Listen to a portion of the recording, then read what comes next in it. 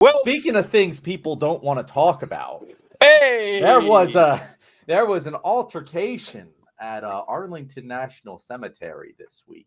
TJ, you want to fill us in on the details of this? Honestly, a plot line from Veep. You know, I've never seen Veep. I've heard a lot about the show, and that it really fits well with our current political climate. But I feel like I should watch it just so it is so people know what I'm talking about. But all right, I'm gonna share this CNN video right here, and just to catch you guys up with everything that went on, because they describe it pretty damn well. Today, the United States Army issued a forceful rebuke of former President Trump's campaign over an incident on Monday at Arlington National Cemetery. NPR broke the story about a verbal and physical altercation after a cemetery official tried to stop Trump's team from taking photos and video in Section 60, where recent U.S. casualties are buried. CNN Pentagon correspondent Oren Lieberman is with us now on this story. What's the Army saying, Oren? Brianna, this is a fairly remarkable statement coming from the Army, not only because they hadn't weighed in until this point, but also because of what they're talking about here, a rebuke of a political campaign and of former President Donald Trump. This is not somewhere the Army often goes. And the Army also made it a point to stand up for their employee who was involved in this incident. Now, the statement itself doesn't mention Trump or the campaign, but it clearly references an August 26th ceremony and a subsequent visit to Section 60. That's exactly what Trump was doing there earlier this week. The statement goes on to say that Arlington National Cemetery made clear to the Trump campaign federal laws governing these visits, Army regulations, and DoD policies here, which clearly prohibit political activities on cemetery grounds, according to this statement. As the employee attempted to ensure adherence to these rules was abruptly pushed aside. That's a key moment here. Then the Army goes on to say that once this incident started, the employee backed away from there so as not to create a commotion or any kind of larger incident at Arlington National Cemetery. The statement goes on to say here, and I'll read this bit, the incident was unfortunate, and it's also unfortunate that the Arlington National Cemetery employee and her professionalism has been unfairly attacked. Arlington National Cemetery is a national shrine to the honored dead of the armed forces, and its dedicated staff will continue to ensure public ceremonies are conducted with the dignity and respect the nation's fallen deserve. So again, a remarkable statement there, first for its rebuke of the Trump campaign, and then noteworthy that the Army is standing up for its own employee. Some of those on the Trump campaign had suggested she was a, quote, despicable individual and might have mental health issues. So you see the Army standing up for the professionalism and the work of the employee there. It is worth noting the Army considers this matter closed because that employee decided not to press charges stemming from that incident. All right. First thing I want to point out here is you never expect this from the Trump campaign. You always expect a lot more class and refinement from Donald Trump and his organization. And I didn't know this until I watched that video earlier, that what did they call the employee at the cemetery? A despicable person with mental health problems. I was like, that you wouldn't think they could drop any lower, and they keep getting grosser. Now, my thoughts on this, I like how I'm going first. You're not tossing anybody that's going right into it. But my thoughts on this, I've been doing was that, listen, seeing that picture of Donald Trump, I should have got a red show here with Donald Trump standing behind the grave of a dead Marine with a thumbs up and a giant grin. You guys see that picture and everything? That picture perfectly encapsulates everything about Donald Trump and the Donald Trump campaign. It is undignified. It is rude. It is childish. And it will be absolutely loved by Donald Trump supporters. They will look at that picture and they will beam with pride, not necessarily because they like the idea of someone smiling ear to ear. Oh, you bring it up, John? I was looking for it. So there we go. It's here. Yeah. You're showing the wrong screen. Hold on, stupid. We've been trying to figure out StreamYard stuff all day. We're gonna get there, folks. We're slowly learning how to be good at this. Just you wait. But this is the picture. Oh my God, fantastic. Just grinning ear to ear, thumbs up right behind the gravestone of a dead Marine is fantastic. And Like, they're not going to love it because they love the concept of someone standing at Arlington with a thumbs up, over the body of a dead service member. They're going to love it because it's going to trigger the libs. The libs are going to hate this. And there's nothing makes Trump supporters happier than triggering the libs. It's what gets them out of bed, because the entire movement is built on spite and performative sociopathy, and that's the only thing that they care about. It's this like malevolent nihilism that's infected tens of millions of people, that something that would have just been completely off the pale for literally anybody else in office, and literally anybody else, fills them with pride, and they couldn't be happier. And I don't know, we kind of deserve it. It's kind of shitty as a nation here. So what are your thoughts, John? What do you think when you ran across this? So my thoughts on this are very similar to the Stormy Daniels case. Mm-hmm. Where, yeah, what he did. Well, okay, we'll get to the escalating conflict here, but it's like what he did was wrong, but I don't really fucking care. Like when I saw that picture at first, I was like, that's pretty funny. That what an idiot. Trump did a dum-dum. Like, do I care? Like, do I have any opinion that Trump might actually like respect our troops? No. He's made it very clear. Right. Like we've known from the I prefer my troops to not get taken prisoner. Ever since that comment, we know where Trump stands with respecting the troops. And it honestly blows my mind that any Republicans even try and defend it anymore. Like, every time there's any rumor about it, I'm going to believe the rumor because I know what he has said in person verifiably. It's not surprising to me. Do I think it has any electoral consequences? No. But It's funny that once that picture came out, it was like, in the news for a day, whatever, cool, whatever. It doesn't matter. And then the next day, it escalates. Oh, actually, his staffers assaulted one of the cemetery workers. And it's like, if there's a place you want to assault people, it's not at Arlington National Cemetery. Oh, what? They also called her despicable and said she had mental health problems? Wow. This is just going from bad to worse. And actually, it turns out they might have violated federal law. Oh, there's no might about it. There's you're right. They did it. They violated federal law. And you can't film at that cemetery unless there's actual permission. And you can definitely not use it for campaign purposes. Like, it is just an escalation that none of them saw coming. And I think it's just hilarious. Because even that picture, TJ, it looks like they shot the soldier dead and were standing over a hunting trophy. That's what that picture looked like. Like, who thought? Do you know that they did it like, oh, fuck the libs? Like, I think Trump was just like, hey, guys, thumbs up, and everyone just thumbs up and didn't think about the optics. Yeah, because he always does that. In Trump's pictures, he does the thumbs up thing all the time. And so he just went to normal mode, and everyone did like monkey see, monkey do, and they followed with Trump right there. But when I saw it, it reminded me of that meme with the guy squatting in front of the grave and doing like that. That's what it reminded me of. It was like he was shitting on him. He was like, oh, that's right.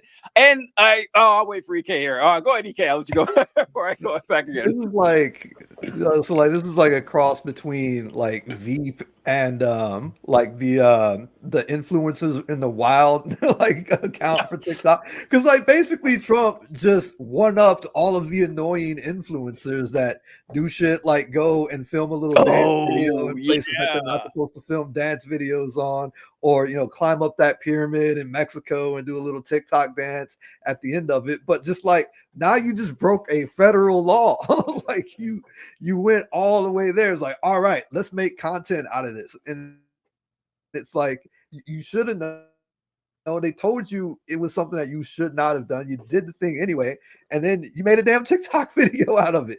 Like this, he just stepped over everybody. Oh, you thought influencers were annoying before? Like, check out what I'm gonna do now. So like, yeah, and like, back to your point about doing it to own the libs. Like, if people were smart, like liberals would just not say anything about it. Let the army handle it. Let the army 100% handle it. Let them be the voice of reason in this. Step out of it, because then it's like, hey, even the army was like, your boy is wacko. Your boy is misstepping. What has been fascinating about this is how quickly MAGA turns on the fucking military. Like, John, like what you mentioned, when he said that shit about John McCain, everyone kind of held their breath like, whoa, you can't say that. That's just not a thing anyone is allowed to say. didn't even dent nothing, not a scratch when he said that. And or when he said that the war in Iraq was a mistake, no Republican had said that up until that point. Like up until Trump in South Carolina, no one had the balls to say that, yeah, Bush fucked up taking us to Iraq, and Trump came right out and said it. And the suckers and losers thing, the constant shitting on the military.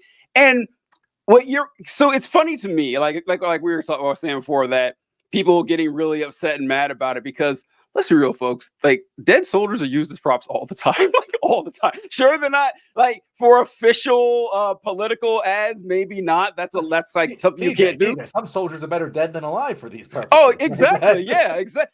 Look at Pat fucking Tillman, and all that. And so it's just that, yeah. So you can use their actual memories in political campaigns. You can tell their stories. You can use their imagery and iconography, but it is a bridge too far to go to the actual cemetery. I guess you need rules somewhere. And so, but I do like the fact that the fucking army itself came out and said, yeah, we didn't allow this, and this isn't cool. And listen, this is like outside of the cynicism of it and everything. Well, I want to address like Trump and Republican cynicism on this, because it's always really annoyed me that they focus on the 13 Marines who died from like a suicide bombing when they were evacuating from Afghanistan. And they've made this like their cause celeb. They're saying that, Joe Biden is so irresponsible that he had people die in a war zone. How can you believe it? And they've been focusing on this.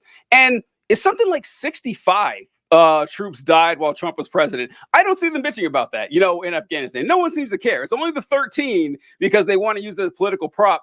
And, yeah, it's politics. That's what they're going to do. But it's just so disingenuous. It just annoys me. I mean, the whole story is much ado about nothing, because only people within the, this bubble really care about the 13s. Like, they don't actually care, most of them. No, not at all. Like it's a political prop, but like the country in general, like, we don't care about foreign policy. Nope. And we definitely don't care about foreign policy from 4 fucking years ago. Like, no normie person who's going out and voting gives a shit. They don't even know what you're talking about. No. So, like, and you want to have a substantive conversation with me about some of the failings of our withdrawal from Afghanistan. Cool, I'll do that. But you better fucking admit that Trump is not fucking being respectful to these people here. Like, that's just not what happened. I've had like Republicans in my comments saying, oh, well, the family invited him. It's like, one of the families invited him. There were 12 other families that may or may not have invited him. And there's a whole fucking cemetery full of dead people back there that definitely didn't invite him. And he did not have permission to film or take photography. And he especially didn't have permission to use it in his campaign. And honestly, going to a cemetery for a photo op for a campaign is disrespectful in anything other than like you're trying to become the fucking groundskeeper of the cemetery. Yeah. Like that's just not something that like a good respectful human being does. And if we can get past that, we can talk about the dead soldiers, guys. But if we can't agree on that basic premise of decency, I don't think you're acting in good faith. Because there's no way you would stand behind this if Joe Biden or Kamala Harris or any Democrat did it. There's no fucking way. And I don't even care about this. I personally do not care.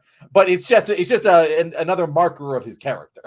That's what makes this so great for Trump, because the lion's share of people who would genuinely care about the photo op at Arlington and the disrespecting of the troops would be Republicans who are voting for Trump anyway. Yeah. And so like he already has them. Like the people that supposedly care about this shit, seeing like it's political nihilism. They don't care that Trump, violates all the norms over and over again.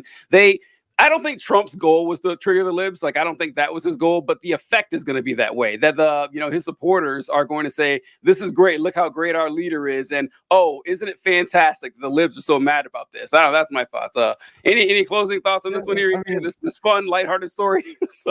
His supporters are the same ones that, were chanting lock her up, with like against Hillary, but then wanted to burn down the FBI right now because they went after Trump, or, talking about how much they love police up until January 6th, and the police were there like policing correctly and like, hey, these cops are all corrupt and they need to like it's nothing. Like he already has their vote. He can do whatever. He can shoot a person on Central Avenue in the face and people will still vote for him or whatever that quote was.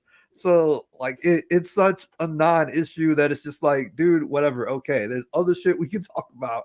There's other fucked up shit that he's gonna do between now and November that's gonna make this just be a huge blip. Shit, what has he done anything yet today? Today still has a few hours left in it. It's the same folks who are bitching about gas prices and groceries and how they can't afford to buy a house and rent is too high, who have spent my entire life saying, if you can't afford to pay your bills, you're a lazy piece of shit. Stop waiting for the government to come along and save you. Pull yourself up by the bootstraps. But now that, a Democrat is in office, they got the boo-hoos because they can't afford to pay for shit. Like, which one is it? The lack of principles on these folks is just, it's staggering to me. I don't know how we put up with it. All right, guys, thank you so much for making it to the end of this video. If you didn't know how we do this, we cut the same outro for every single episode. So you either just had a great time laughing your ass off, or you are desperately depressed like we are now since we're doing it after the Israel episode. But either way, if you want more content like this, very much encourage you to like and subscribe. And if you liked what our good friend EK here had to say, EK, how about you tell people where they can find you? Okay, you can find me on YouTube, Instagram, and TikTok at What's Good English. I talk about some stuff there. Been on a bit of a hiatus from burnout, but I might not be burned out anymore. There might be some more videos in the works. We'll see. That's where we look forward to it, EK. Thanks for joining us, everybody. The Left Wing, sponsored by the Israeli government, Los Pollos Hermanos, and the Umbrella Corporation, bringing you the best entertainment possible. Thanks a lot. We'll catch you guys next time.